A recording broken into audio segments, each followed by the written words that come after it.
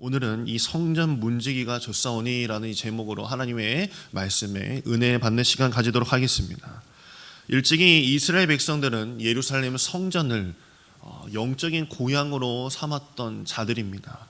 하나님을 아버지로 성전을 자신의 어머니로 삼으면서 늘 그곳에 기도하는 것을 즐거워했던 자들이 바로 유대인들입니다. 그러기에 그들은 어디에 살든지 예루살렘 성전을 향하여서 집을 지었고 문을 열어서 기도를 했습니다. 우리는 한국 사람들은 이 풍소지리가 중요하기 때문에 남향, 배산, 임수 그런 것을 따지면서 집을 짓지만은 그들에게는 다른 무엇보다도 하나님이 세우신 그 예루살렘 성전을 두고 이 방향을 정하는 것이 더 중요했던 사람들이었습니다. 또한 1년의 유월절, 오순절, 장막절 이런 절기를 통하여서 그들은 1년에 3번 예루살렘 성전으로 올라서 꼭 예배를 드렸던, 제사를 드렸던 이런 모습들을 성경에서 볼 수 있습니다. 성전에 한 번 가면 일주일씩 절기를 지내야 됐습니다. 오고 가는 길이 너무나도 멀었기 때문에 운송수단도 없었고 끌고 가야만 했었고 걸어가야만 했었기 때문에 그들은 일주일씩, 길게는 2주씩 잡고 그들은 3번, 거의 한 1년에 한 30일, 40일을 그렇게 보내야만 했었습니다. 이렇게 많은 시간을 성전에서 예배드리는데 이렇게 소요됐기 때문에 어떻게 벌어먹고 살았는지 모를 정도로 그들의 일상 속에서는 성전 가는 것이 늘 기뻤고 즐거워했다라고 알 수 있습니다. 그렇게 성전 가는 것을 부담스럽지 않게 여기며 거추장스럽지 않게 여길 수 있었던 것은 스스로 성전에 가는 것을 기쁨으로 또한 자랑으로 여겼다라는 것입니다.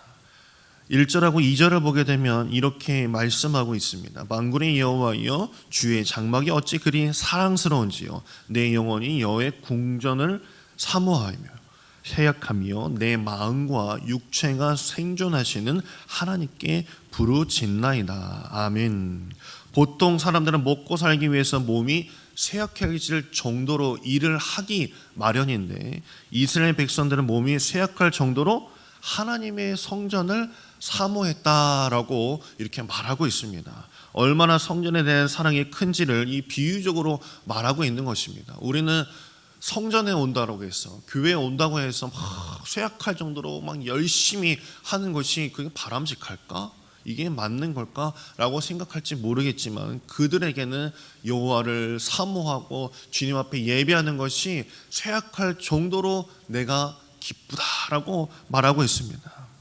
이스라엘 민족이 성전에 이렇게 많은 시간과 물질을 드린 이유는 5절에 보면 이렇게 이야기하고 있습니다. 주께 힘을 얻고 그 마음에 시온의 대로가 있는 자는 뭐가 있다라고 얘기합니까?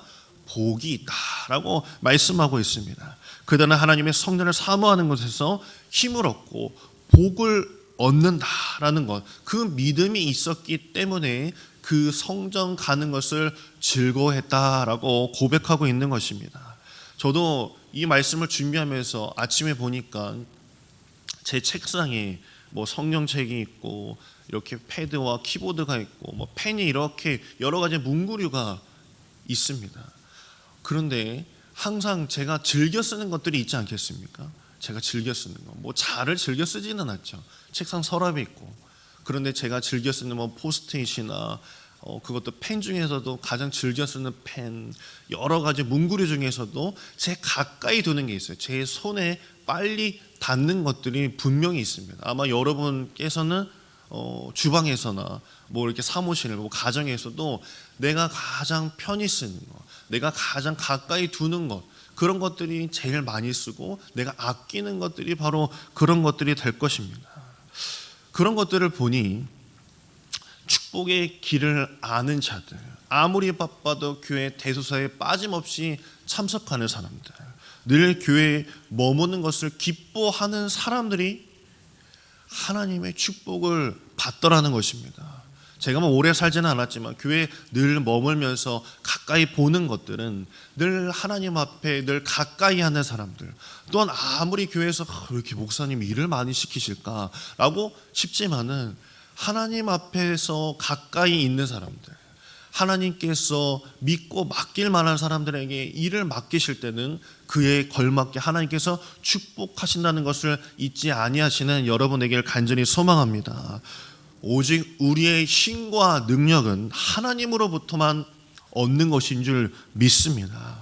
이에 이사야 선지자가 이런 말씀을 우리에게 더하고 있습니다. 이사야서 40장 31절을 보게 되면 제가 읽겠습니다. 여호와를 앙망하는 자는 복을 얻으리니 독수리의 날개 진미에 올라간 같을 것이요 다른 박진하여도 곤비치 아니하겠고 걸어가도 피곤치 아니하리로다. 아멘. 이 뒤의 구절들은요 우리가 많이 들었던 이야기입니다.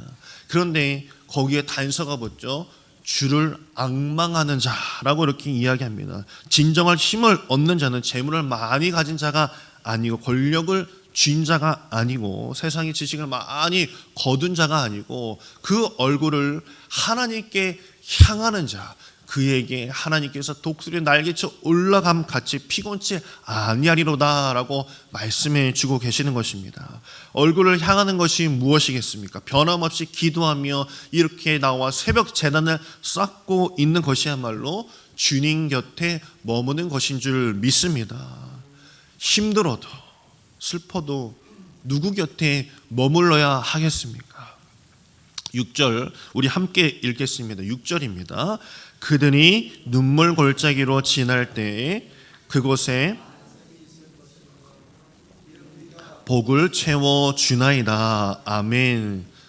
성도들이 사업 실패나 자녀들의 문제, 질병, 인간관계의 어려운 일 등으로 기도할 때 눈물 골짜기를 통과할 때 오히려 거기에서 생명수가 터지고 해갈의 빗줄기가 내리게 된다는 말씀입니다.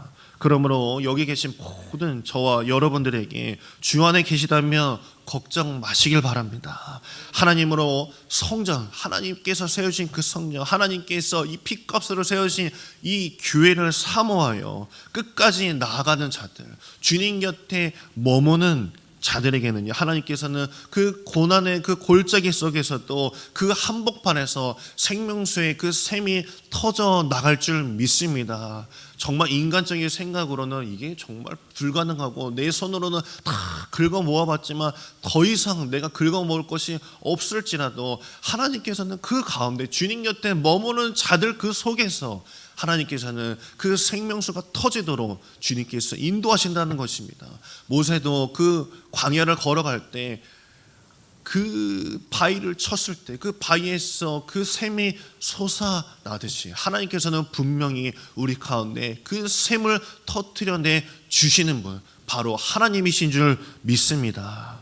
7절에 그들은 힘을 얻고 더 얻어 나아가 시온에서 하나님 앞에 각기 나타나리다 라고 말씀하고 있습니다. 우리가 해야 할 일은 문제만 바라보고 이 문제야 풀려라 라는 것이 아니라 교회에서 열심히 예배드리고 헌신하는 가운데 주님 곁에 머물렀을 때 말씀 속에서 주님을 만나는 일이 되어야 될 줄 믿습니다. 더욱 힘차게 찬송하고 열심히 기도하고 땀 흘려 헌신할 때 그때 하나님의 은혜가 갑절로 임하게 되는 것입니다. 바로 그때 우리의 풀리지 않았던 모든 문제 또한 주님께서 풀리게 해 주신다는 것입니다. 이것을 아는 자들이 주님께 머무는 것이고 가까이 있는 것입니다. 그것을 아는 자들이 축복을 받는 줄 믿습니다. 오늘 본문의 시편 기자는요 이 10절이 하이라이트죠. 10절 우리 함께 읽겠습니다. 주의 궁정에서 한날이 다른 곳에서 첫날보다 나은즉 악인의 장막의 거함보다 내 하나님 문지기로 있는 것이 좋사오니. 아멘.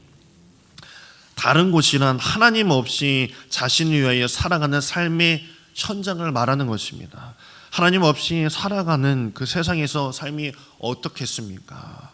세상에서 사람을 평가할 때는요 그 사람의 됨됨이를 보고하는 것이 아니라 그 사람의 물질을 얼마나 많이 가지고 있는지 외모나 재력, 학벌 이런 것들로 평가하게 되어 있습니다.